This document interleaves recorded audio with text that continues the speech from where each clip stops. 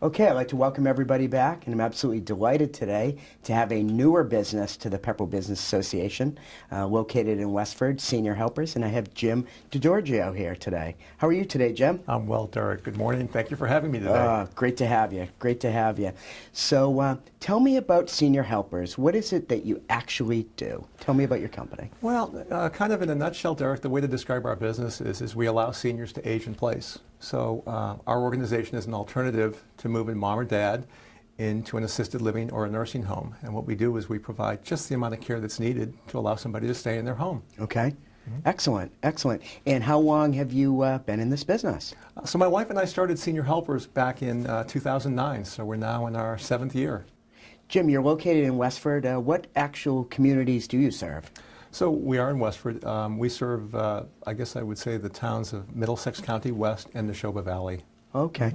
And you and Beth Duke reside in Pepperell. You've been in town a couple of years. We do. We're 30-year residents of Pepperell, Derek. Yeah, Yep. there you Yep. go. There you go. Beth and I used to be on the Recreation Commission That's together, right. so That's I right. remember those days.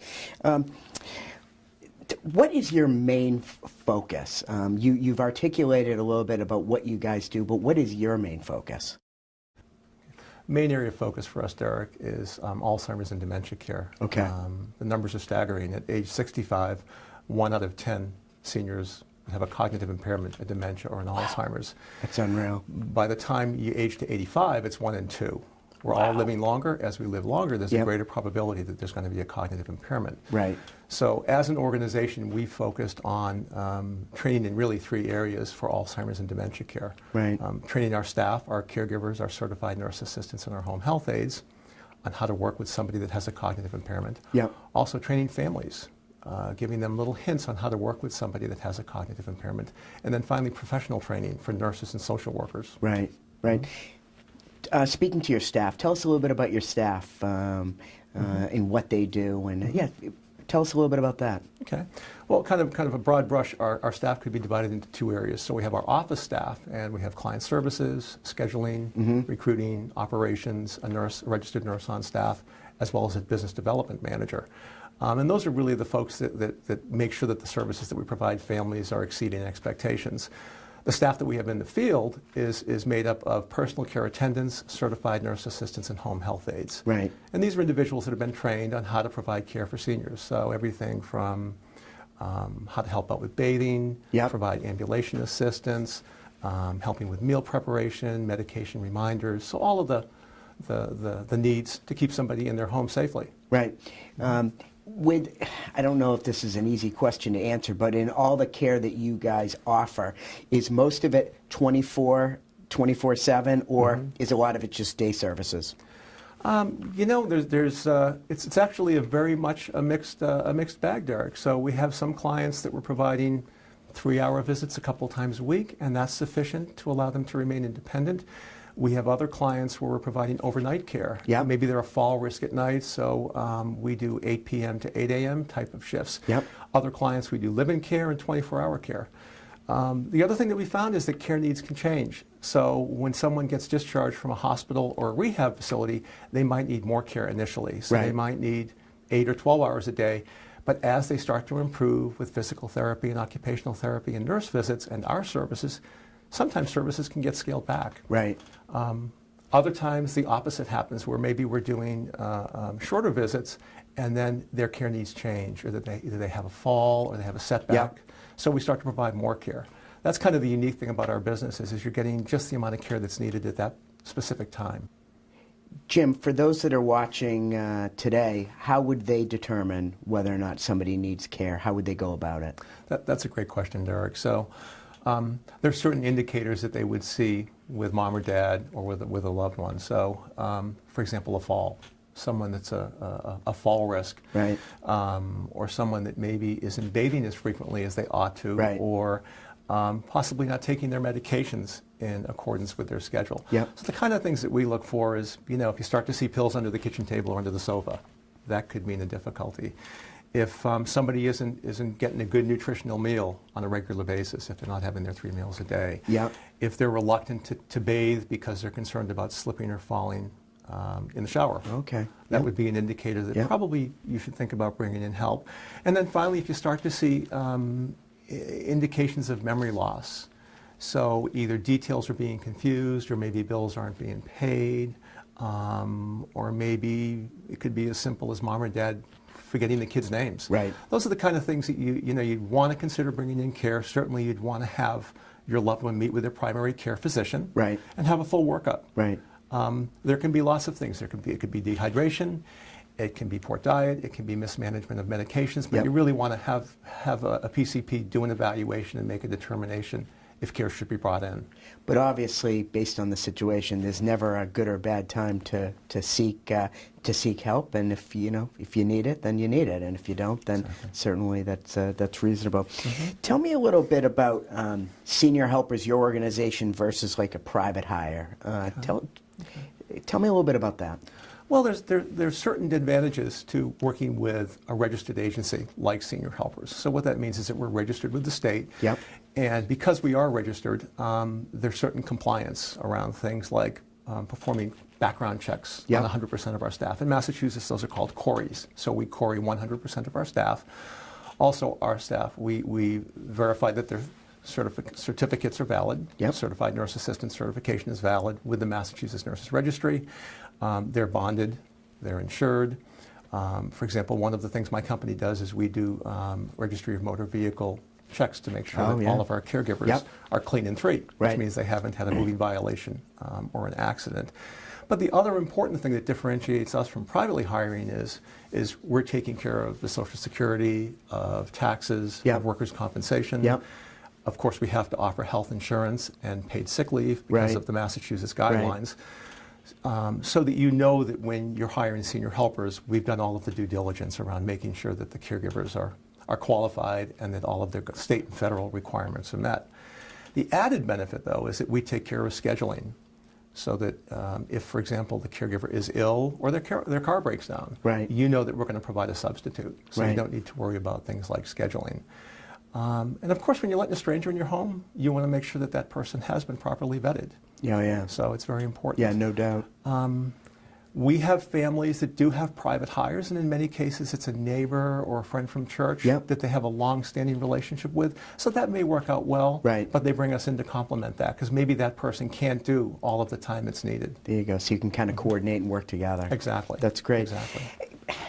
Is there any consistency on age and the people that you are taking care of? I mean, one thing that comes to mind is I know of an individual who came down with either dementia or Alzheimer's, not sure which is, in her 50s. Are you seeing a lot of that? Is that a lot of what you're seeing? I wouldn't say that we're seeing a lot of early onset Alzheimer's, but you asked about the age of our clients. Our youngest client is 44. Wow. And our oldest, just over 101 years old. Wow. So really it runs the full gamut. And it's interesting because our name says senior helpers. Yeah. But a lot of times when we get calls, we certainly don't do child care. Right. But we are able to help clients Right. in their 40s and 50s. The client that I mentioned in his mid-40s had a traumatic brain injury. Right. So physically, he is in his 40s, Right. but there is some cognitive impairment, so we're able to help him out. Right. So certainly, people ask about our typical client, and it really spans the full gamut. Right. Jim, tell us how senior helpers can help in the home.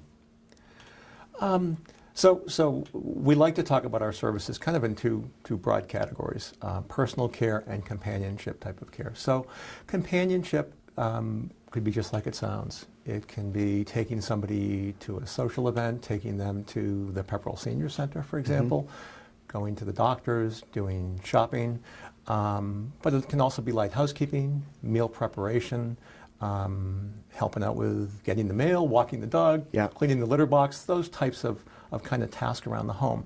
On the personal care front, things like medication reminders, providing assistance with bathing, providing Right. incontinence care, providing any kind of Alzheimer's, dementia, Parkinson's care. One of the things that we focus on is helping folks with diabetes or COPD or congestive heart failure. And the way that we do that is by managing diet, managing exercise, putting together tracking sheets in our care plans, for example, for a diabetic to track their blood sugar levels and insulin levels, so that when they go to the doctors, they have the kind of information so the doctor can make sure that they're taking Right. good care of themselves. Right. So really, it's generally whatever is needed to keep somebody safe Yep. and comfortable in their home. Yep, yep. Excellent. And so if somebody was to reach out to you, how would they reach out to you? Okay. So they would start by calling our office. The phone number is 978-467-4300. Or they could visit our website, which is seniorhelpers.com/Westford. As a matter of fact, there's many resources on our website that are available, complimentary, no charge, to folks that want to learn more about Alzheimer's and dementia care and Parkinson's care, and as well as the services that we offer. Oh, that's great. One example is our Senior Gems Wheel. This wheel is a terrific tool for families that are caring for someone with a cognitive impairment. It talks a little bit about basic characteristics and how to work with somebody, some very helpful hints for working with somebody that has a dementia. Another tool that we offer that's complimentary is our DVD. It's a 30-minute DVD.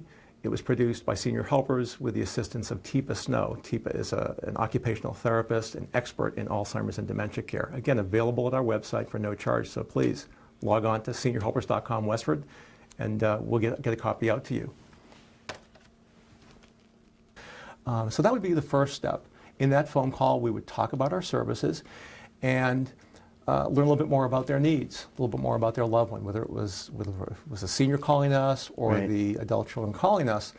Then what we would do is if the family wanted to learn more about our services is we would set up a meeting in their home, a consultation Okay. to talk about services, talk about how we might be able to help them. And we'll talk about schedule. We would gather information for a client care plan Yep. and basically put together a service schedule. One of the things that we focus on is, in addition to looking at the services that we can provide, is find out a little bit about their personality. Right. What we know is that in addition to providing the services like helping out with meal prep, helping out with med management, helping out with bathing, Yeah. personality match is very important. That's kind of the secret sauce in our business, Right. Derek, is getting that really good match with our caregiver and the client. What we know is that if someone, for example, enjoys their quiet time on the couch, maybe doing a crossword puzzle, or Right. doing Sudoku, Right. or reading the paper, I need to find a caregiver that is maybe a little bit quiet, maybe kind of stands in the background, is available to help, but not somebody that's going to hover. Conversely, we might find somebody that enjoys a lot of conversation and isn't going to enjoy maybe a more chatty caregiver, Right. a more engaging caregiver. So it's very important that we get a very good caregiver match. And the way I get to that is by meeting with the family and finding out more about their background, what they Okay. did before they retired, their interest, if they're into crafts or cooking or Right. whatever it might be. Right. Great. So. Great. We ran into each other recently at the breakfast at Mariano's, where you became a member of the Business Association. And obviously, we're delighted to have you. Is there anything specific that you'd like to say to the public right now that maybe you haven't included? Anything specific that you'd like to tell us that maybe you haven't? And certainly, being new to the organization, we welcome you. Absolutely Well, welcome thank you, Derek. We're really pleased to be part of the Pepperell Business Association. Living in town for 30 years. Certainly, we're excited to participate in it and reach out to the residents and fellow businesses in town. I guess what I'd like to say is that my wife Elizabeth and I are very pleased to have been able to give back to the local communities with Senior Helpers. As I mentioned earlier, our goal is to be able to allow seniors to age in place with as much or as little care as needed. And we know from surveys that 80% of the seniors want to age in place. My personal experience was with my mom. She wanted to stay in her house as long as possible, and by having services like our company provides, she was able to do that for a full 4 years beyond what she would have been able to if she hadn't had that care. So it certainly is a nice alternative. The thing that we haven't talked about is the expense, and I think it's important to talk about the fact that being able to stay in your home versus move to an assisted living or to move to a traditional nursing home, it's a much more cost-effective alternative to be able to stay in your home and just get the care that you need. Right. So. Right. Well, it's interesting that you bring that up because my practice does a lot in the area of long-term care insurance, and one of the common threads that people ask is when looking at a long-term care policy, if I was unable to take care of myself, but I could stay at home, does it work for that as well as most people think long-term care is just a nursing home only. So I'm sure that is definitely something that comes into play with senior helpers. It certainly does. And more, I would say just in the past 7 years, we're seeing more and more our clients have long-term care insurance policies. My advice when I sit down, and we always, as part of our process, we do an initial consultation with the family to talk about services and describe how we're going to put together a customized care plan for our clients.